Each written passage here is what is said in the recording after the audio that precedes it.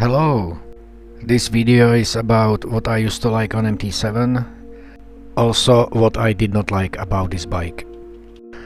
Let's go for a final MT-07 ride then. Number 1. Engine and torque.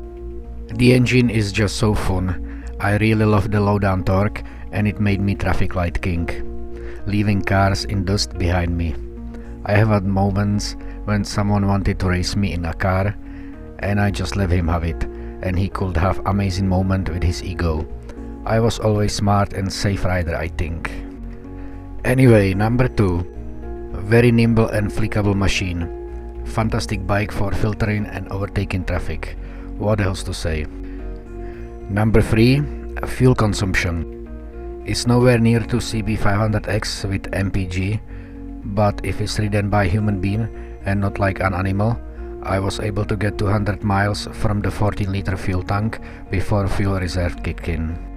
Not bad for 700cc engine. Number 4. No electronics. This bike has only ABS and everything else is in your hands. 2020 models owners, they have traction control already. In my opinion, bike without traction control makes you actually a better rider. If you not ride like cattle, of course. Nobody wants to crash. If you leave your ego at home and get used to your bike first and you speed accordingly to road conditions, you don't need traction control in my opinion. Some people call it experience. And finally, number 5, look of the bike. I think this bike just looks really great. Let's get to things I did not like about MT-07 then. Number 1. Rusting too much. If parked outside, even undercover, sooner or later rust is all over the bike. I think because it's sold relatively cheap, the materials being used on the bike are cheap as well. That would make sense. Number 2. The seat.